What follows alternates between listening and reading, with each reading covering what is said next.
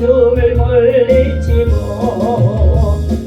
진리 모르는 백성에게 복음의 빛 비춰라. 빛의 사자들이여 복음의 빛 비춰라. 죄로운 밤 밝게 비춰라. 빛의 사자들이여 위하여 힘을 내라. 주 함께 하시겠네. 주의 넓은 사랑을 전파하며 어둠의 빛 비춰라. 빛의 사자들이여 어둠의 빛 비춰라. 죄로운 밤 밝게 비춰라.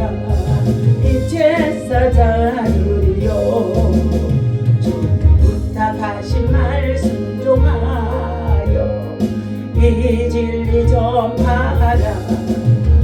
산과 바다 건너가 힘을 다해 복음의 빛 비춰라. 빛의 사자들이여 복음의 빛 죄로운 밤 밝게 비춰라. 빛의 사자들이여 동서남북 어디나 땅끝까지 주님만 어지하고 어두워서 못 보는 백성에게 복음의 빛 비춰라. 빛의 사자들이여 복음의 빛 비춰라. 죄로운 밤 비춰라. 빛의 사자들이여. 아멘. 일어나라 빛을 발하라. 이는 내 빛이 이르렀고 내 여호와의 영광이 내 위에 임하였음이니라. 보라 어둠이 땅을 덮을 것이며 캄캄함이 만민을 가려우려니와 오직 여호와께서 내 위에 임하실 것이며 그의 영광이 내 위에 나타나리니. 하나님 아버지 감사합니다. 일어나 빛을 발하게 하소서. 온 세상이 어둠으로 가득 찬 정말로 흑암의 세상이 되어진 가운데 있습니다. 빛 대신 주님이 빛으로 우리에게 오셔서 하나님 아버지 구원의 빛, 생명 빛, 영생의 빛, 하나님 치료의 빛으로 임하신 줄로 믿사오니 이 아침에도 예배를 통하여 영광받아 주시옵시고 약한 중에 있는 저희들을 강하게 하시며 담대케 하시며 무엇보다도 경건과 거룩으로 끝까지 주의 사역 사명을 감당할 수 있도록 인도하여 주옵소서. 예수님의 이름으로 기도하옵나이다. 아멘. 오늘 하나님의 말씀 이사야서 60장 우리 1절에서 함께 보도록 합니다. 일어나라 빛을 발하라. 이는 내 빛이 이르렀고 여호와의 영광이 내 위에 임하였음이니라. 보라 어둠이 땅을 덮을 것이며 캄캄함이 만민을 가려우려니와 오직 여호와께서 내 위에 임하여 실 것이며 그의 영광이 내 위에 나타나리니. 나라들은 내 빛으로 왕들의 빛은 내 광명으로 나아오리라. 내 눈을 들어 사방을 보라. 무리가 다 모여 내게로 오느니라. 내 아들들은 먼 곳에서 오겠고 내 딸들은 안기어 올 것이니라. 그때 내가 보고 기쁜 빛을 내며 네 마음이 놀라고 또 화창하리니 이는 바다의 부가 내게로 돌아오며 이방 나라들의 재물들이 내게로 오미니라 라고 말씀해 주고 있습니다. 자, 우리는 힘써서 전도자의 삶을 살아야 합니다. 일어나라 빛을 발하라. 예수 그리스도께서 흑암에 처한 이 땅에 정말로 빛으로 오셔서 구원의 빛이 되어주시고 생명의 빛이 되어주셨습니다. 사랑의 빛이 되어주신 분이십니다. 오늘 우리는 빛의 사역자로서 힘써서 많은 사람들에게 복음의 빛을, 사랑의 빛을, 구원의 빛을, 생명의 빛을 말하는 정말로 주님의 사람이 되어야 한다는 것입니다. 오늘 이사야서 60장의 1절에 일어나라 이 빛을 발하라 이 말씀 속에서 함께 은혜를 나누는 자가 있었습니다. 물밀듯 쏟아지는 짧은 영상 속에서 잠을 이루지 못하고 그것을 밤늦게까지 보는 한 청년이 있었다는 것입니다. 회사 일을 마치고 침대에 누워서 스마트폰을 들면 자연스럽게 손가락이 유튜브 쇼츠로 향했다는 것입니다. 처음엔 5분만 보고 자려고 했는데 어느새 새벽 2시까지 그러므로 인해서 잠을 제대로 자지 못하고 눈은 피곤하고 마음은 일어나 보니 허전하게 되어졌으며 손가락도 멈추지 않은 상태였다는 것입니다. 다음날 아침 그는 알람을 3번이나 끄고 겨우 일어나서 거울 속에 자신을 보고 중얼거렸다고 합니다. 침대에는 일찍 누웠는데 왜 이렇게 피곤하지? 어제 본 쇼츠를 재미있기는 했었는데 남는 게 없구나. 며칠 후 한 신문 기사에서 도파민의 역습이라는 제목이 눈에 왔다는 것입니다. 한 정신과 의학과가 교수가 말했습니다. 도박, 마약 이 모든 것은 순간의 쾌락을 주고 있지만 반복적인 영상의 자극은 뇌에 도파민이 과다하게 분비되게 하고 결국은 평강을 경험하지 못하게 하는 중독적인 상태로 이어질 수 있다는 것입니다. 도파민의 폭발은 결국 마음의 평강을 빼앗아 간다는 것입니다. 잠깐의 자극 뒤에 찾아오는 피곤함과 공허함, 허탈함, 그리고 우울함, 바로 이러한 것들이 오늘 현대인 젊은이들과 학생들 속에 있는 자신들의 모습이라는 것입니다. 그제서 그때 깨달았습니다. 이건 단순한 습관이 아니라 내 영혼의 병이 되었었구나. 그날 밤 그는 스마트폰을 내려놓고 조용히 성경을 펼쳐들기 시작했습니다. 말씀은 이렇게 속삭였습니다. 보라, 어둠이 땅을 덮을 것이며 캄캄함이 만민을 가리려니와 오직 여호와께서 내 위에 임하실 것이며 그의 영광이 내 위에 나타내리니. 이사야서 60장 2절에 주신 말씀인 거죠. 그는 짧은 영상 대신 짧은 기도로 하루를 마쳤습니다. 도파민의 쾌락은 사라졌지만 마음은 이상하게도 그때부터 주의 말씀이 들어와서 있게 되어지니까 평안이 찾아온 것입니다. 그는 그때야 깨달았다는 것입니다. 세상이 주는 순간의 자극이 아닌 하나님이 주시는 참된 평강이 진짜 행복이로구나. 이사야서 59장 8절의 말씀입니다. 그들은 평강의 길을 알지 못하며 그들이 행하는 곳에는 정의가 없으며 굽은 길을 스스로 만드나니 물은 이 길을 밟는 자는 평강을 알지 못함이니라. 평강, 샬롬은 단순한 감정이 아니라 하나님과의 올바른 관계 속에서 오는 영혼의 안정이며 질서, 회복을 뜻하고 있다는 것입니다. 그런데 하나님을 떠난 사람은 겉으로는 배움과 지식 학문을 통하여서 권력을 찬탈하고 성공하고 있다고 생각합니다. 그리고 그런 마음속에 세상의 모든 것을 다 소유한 자라고 여기면서 명예의 욕에 권력에 정말로 정력에 가득 채워져 있습니다. 그러나 그 마음속에는 아주 공허하다는 것입니다. 하나님이 없는 세상은 진리와 정의의 기준이 사라져버린 것입니다. 자기의 욕심과 이익이 기준이 되어 옳고 그름이 뒤바뀌게 되어진 것입니다.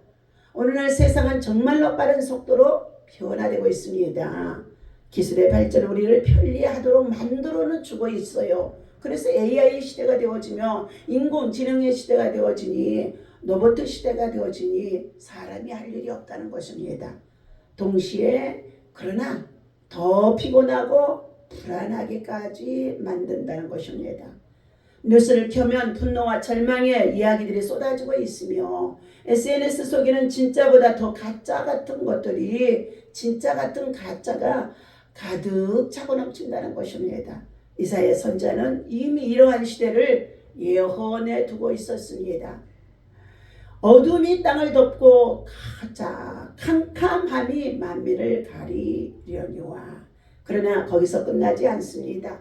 오직 여호와께서 내 위에 임하실 것입니다.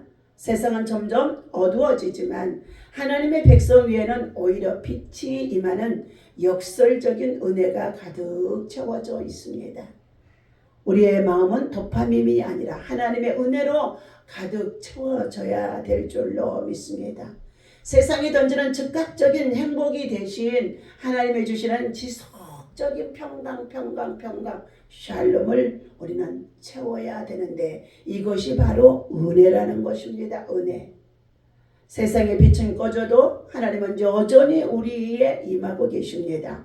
하나님의 임재가 우리 마음을 리셋하고 우리가 우리의 도파민보다 더 깊은 기쁨을 주고 있다는 것입니다. 하나님의 은혜가 평생 여러분과 저희들의 마음속에 늘 주장하도록 채워져야 될 줄로 믿습니다.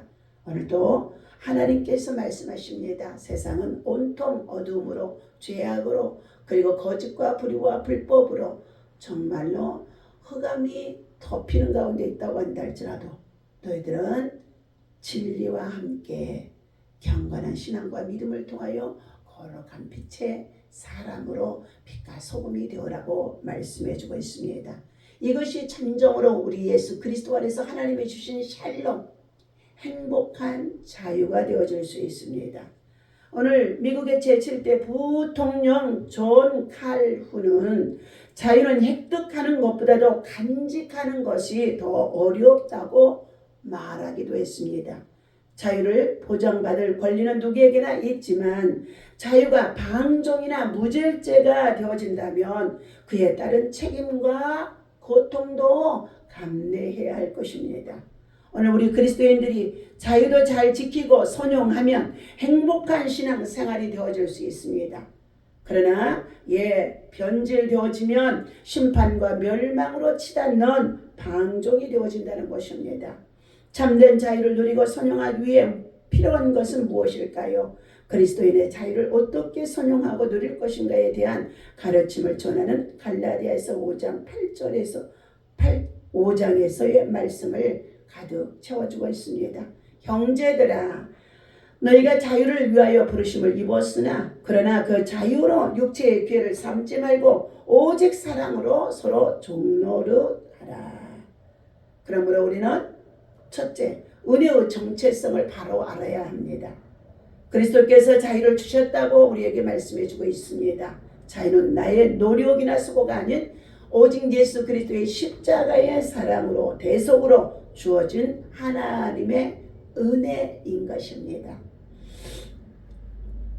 내가 오직 하나님의 은혜 안에 있음을 자각하며 인정하는 은혜의 정체성을 가지고 살아가야 하는 것입니다. 바울이 위대한 사도이자 복음의 전도자로 설 수 있었던 것은 그에게 은혜의 정체성이 있었기 때문이라는 것입니다. 그는 내가 나된 것은 하나님의 은혜라고 고백하며 하나님의 은혜로 모든 것이 가능하고 있음을 인정해 주고 있습니다. 고린도전서 15장의 10절에서 내가 나된 것은 하나님의 베푸신 은혜라는 것입니다. 나의 자유함은 모두 하나님이 주신 십자가의 대속을 통해 이루어 주신 자유인 것입니다. 둘째는 자유를 사랑할 기회로 우리가 삼으라고 바울 사도는 말해주고 있습니다. 13절에서 갈라디아서 5장 13절에서 자유를 육체의 기회로 삼지 말고 오직 사랑으로 서로 종노릇하라 라고 합니다. 자유를 육체의 기회가 아닌 사랑할 기회로 삼으라는 것입니다. 바울의 가장 큰 변화는 사랑의 수고인 것입니다. 그는 박해자이며 핍박자입니다. 누군가의 고통을 주고 생명을 빼앗는지를 당연하게 여긴 것입니다. 그러나 변화된 후에는 만나는 사람들에게 복음을 전하며 치유와 기적을 행하여야 되어지고 그리스도의 사랑을 나누고 섬겨주었던 것입니다. 오늘 그리스도의 사랑으로 자유케 된 은혜를 우리는 기억하며 사랑의 수고를 아끼지 않았다는 것입니다. 바울은 그 중에 제일은 믿음, 소망, 사랑, 그 중에 제일은 사랑이라고 말씀합니다. 오늘 그리스도 안에서 우리가 베풀어 주신 대속의 은혜 속에 얻게 되어진 이 사랑을 방종하며 거짓과 불의와 불법으로 참으로 살아간다면 가장 어리석은 자가 되어질 것입니다. 그러나 우리는 자유를 얻는 것보다도 그것을 잘 간직해 나가는 지혜로운 그리스도인이 되어야 할 것입니다. 또한 참된 자유의 기쁨과 영광을 누릴 수가 있어야 합니다. 그러기 위해 모든 것이 주님의 은혜로 주어졌음을 기억하며 자유를 방종의 기회가 아닌 사랑할 수 있는 기회로 더 사랑하고 허물을 덮어주며 그 사람이 정말로 변화되고 세워지기를 위해서 우리는 힘써서 기도해주며 돌보아 주어야 할 줄로 믿습니다. 오늘도 주신 이 말씀을 통하여 형제들아 너희가 자유를 위하여 부르심을 입었으니나 그러나 그 자유를 육체의 기회로 삼지 말고 오직 사랑으로 서로 종노릇하라. 이사야서 60장 1절의 말씀입니다. 일어나라 빛을 발하라. 이는 내 빛이 이르렀고 여호와의 영광이 내 위에 임하였음이니라. 일어나라 빛을 발하라. 빛을 발하라. 구원의 빛을, 생명의 빛을, 치료의 빛을, 사랑의 빛을 오늘도 바라며 우리가 주어진 삶의 직장일도 생활 속에서 성실하고 부지런하고 경건에 합당한 믿음의 삶을 살아가는 은혜의 사람들, 하나님의 주신 평강의 복을 누릴 수 있는 저와 여러분 되어지시기를 예수님의 이름으로 축원합니다. 기도합니다. 하나님 아버지, 오늘 이 아침에도 주님 앞에 드려지는 일천번제의 귀한 제물이 있습니다. 이 예물 속에 간절한 기도의 소원이 담겨져 있사오니 주님이 기억하시고 기도 정말로 축복하여 주옵소서. 자녀들의 구원의 문제와 또한 아버지 하나님 믿음 생활을 잘하고 선한 일꾼들이 되어지기 위하여서 드려지고 심어지는 예물 속에 하나님의 영광이 나타나게 하여 주옵소서. 오늘도 하나님 거룩한 주의 뜻이 세워지기를 원합니다. 성령의 역사가 나타나도록 하나님 인도하여 주옵소서. 우리 주 예수 그리스도의 이름으로 간절히 기도하옵나이다. 아멘. 하늘에 계신 우리 아버지시여 이름이 거룩히 여김을 받으시오며 나라의 마우시며 뜻이 하늘에서 이루어진 것 같이 땅에서도 이루어지이다. 오늘날 우리에게 일용할 양식을 주옵시고 우리가 우리에게 죄정한 자를 사하여 준 것 같이 우리 죄를 사하여 주옵시고 우리를 시험에 들지 말게 하시며 다만 악에서 구하옵소서. 나라와 권세와 영광이 아버지께 영원히 있사옵나이다. 아멘.